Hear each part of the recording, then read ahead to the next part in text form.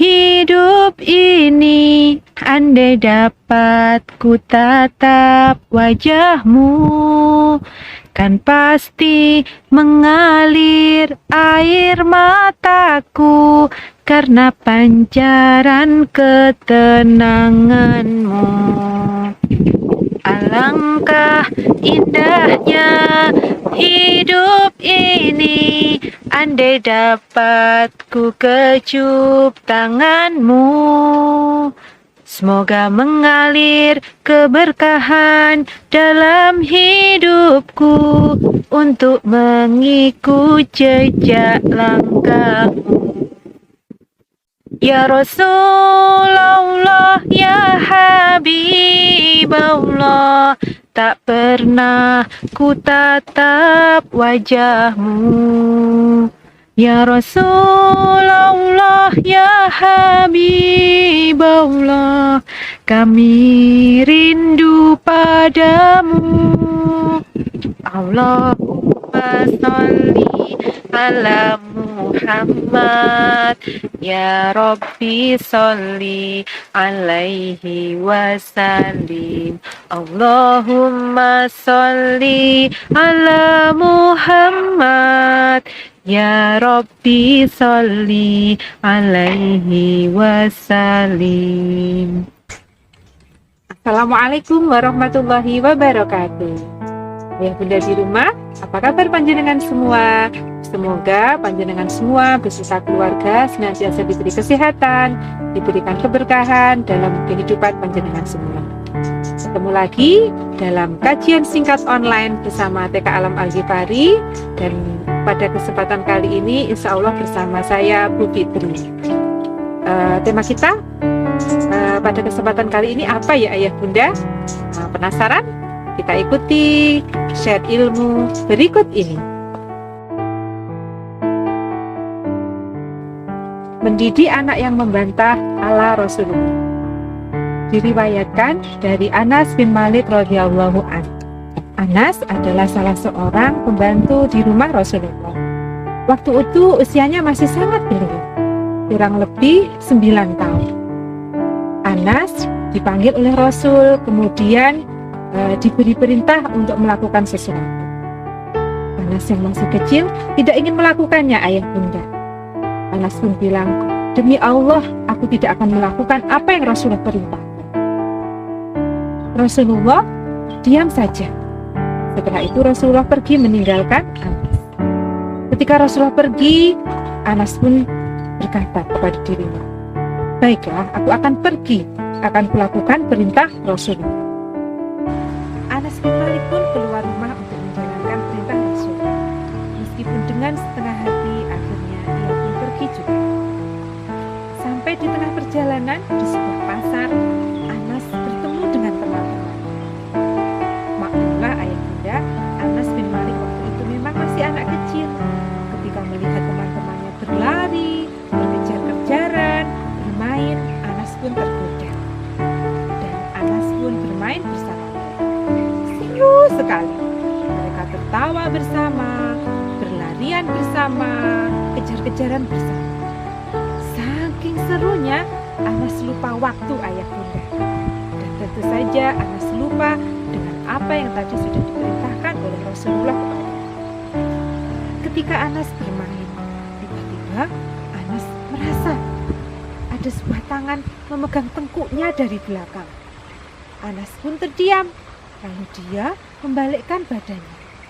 Alangkah kagetnya Anas, Ayah Bunda, ketika Anas tahu bahwa yang ada di belakangnya itu adalah Rasulullah Shallallahu Alaihi Wasallam. Aduh, Rasulullah, pasti aku akan kena marah ini. Begitu bisik hati Anas. Namun, ketika Anas membalikkan muka, Anas terkejut luar biasa. Yang Anas lihat bukan muka masam, bukan wajah marah, tapi sebuah bibir yang tersenyum dengan ramahnya.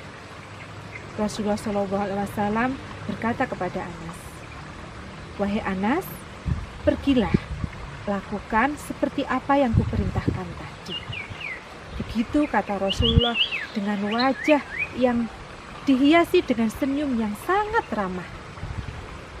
Anas tidak pikir panjang, dia langsung menjawab, "Baik ya Rasulullah, akan segera kulakukan yang engkau perintahkan tadi." Anas pun segera pergi melakukan apa yang diperintahkan Rasulullah. Satu riwayat lagi ayah bunda, Anas menceritakan bahwa ketika Anas di rumah Rasulullah sebagai pembantu Rasulullah selama kurang lebih 10 tahun ya, tidak pernah satu kali pun Anas mendengar ada suara bentakan, suara teriakan, komentar-komentar ketika Anas melakukan kesalahan dalam melakukan tugasnya. Wajar ayah bunda, Anas adalah anak kecil. Ketika melakukan pekerjaan, tidak 1, 2, 3 kesalahan-kesalahan dilakukan. Tapi selama 10 tahun beliau ada di rumah Rasulullah, tak satu kali pun mendengar kata-kata, apalagi muka masam dan marah dari Rasulullah. Subhanallah ayah bunda, kita bisa mengambil ibrah dari kisah ini. Saya pribadi sebagai seorang ibu, ayah bunda juga mungkin tidak jarang ya ketika anak-anak kita membantah apa yang kita perintahkan. Rasanya sakit sekali ya. Terkadang meskipun tidak secara lisan kita ucapan kata-kata kecewa, tapi mimik kita, raut wajah kita, kadang dalam hati kita merasa kecewa. Ada hal yang perlu kita teladani dari manusia paling mulia, manusia yang akhlaknya sendiri bahkan dipuji oleh Allah yang Maha Menciptakan. Rasulullah telah memberikan teladan yang luar biasa menyikapi anak yang membantah. Ada 3 ayah bunda. Yang pertama, ibrah dari kisah Anas bin Malik tadi adalah bahwa Anas bin Malik adalah anak-anak. Dan anak-anak tetaplah anak-anak yang mempunyai dunia sendiri yang sangat jauh berbeda dengan kita. Bermain, bersenang-senang, itulah dunia anak. Jadi ketika anak-anak kita beri perintah, kita beri amanah, ketika kita melatih dia untuk melakukan pekerjaan-pekerjaan yang nanti akan melatih dia mandiri, tidak sering dia melakukan kesalahan. Atau ketika mengerjakan sambil main-main, sambil guyon-guyon, sehingga hasilnya tidak seperti yang kita inginkan. Wajar karena itu memang anak-anak. Bahkan ketika dia tidak setuju, mungkin dia akan melakukan penolakan secara tegas seperti Anas tadi ayah bunda. Bilang tidak, bahkan ketika yang menyuruhnya adalah manusia yang paling mulia, Rasulullah. Apalagi kita ayah bunda ya. Itu ibrah pertama. Kemudian yang kedua, ada waktu jeda ayah bunda. Ketika Rasulullah mengutus Anas dan Anas tidak mau, dengan tegas mengatakan tidak, Rasulullah sama sekali tidak menunjukkan respon negatif. Tapi Rasulullah segera pergi. Rasulullah mengambil waktu jeda. Nah, baru beberapa waktu kemudian Rasulullah datang menghampiri Anas bin Malik yang waktu itu posisinya sedang bermain-main di pasar.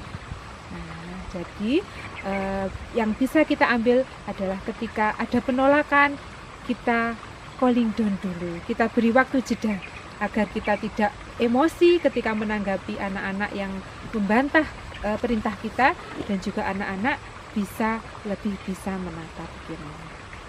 Yang ketiga ayah bunda, ketika tadi dialog Rasulullah dan Anas di pasar, ketika Rasulullah bertemu Anas, dia tidak bertanya, "Wahai Anas, apakah kamu sudah melaksanakan perintahku?"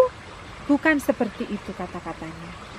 Seandainya Rasulullah mengucapkan itu, Anas pasti kebingungan. Kalau mau bilang belum, nanti dimarahi. Kalau mau bohong, aduh tidak enak. Maka Rasulullah memilih redaksi yang luar biasa. Rasulullah mengatakan, "Wahai Anas, lakukan perintah yang tadi sudah aku berikan." Jadi luar biasa. Serta diikuti ekspresi yang luar biasa. Tidak ada marah, tidak ada menyakiti secara fisik, bahkan wajah ekspresi tidak menunjukkan satu kali pun sedikit pun muka masam. Justru sebaliknya tersenyum. Jadi luar biasa ayah bunda. 3 hal itu mungkin yang bisa kita praktekkan ya, sebagai wujud cinta kita kepada Rasulullah dan juga wujud kasih kita kepada anak-anak kita.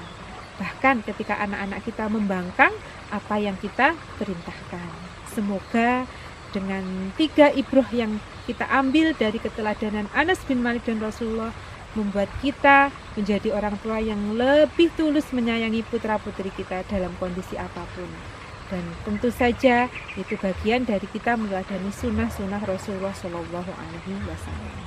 Sekian kajian singkat online dari kami. Mohon maaf apabila ada kesalahan. Ihdinas siratal mustaqim. Assalamualaikum warahmatullahi wabarakatuh.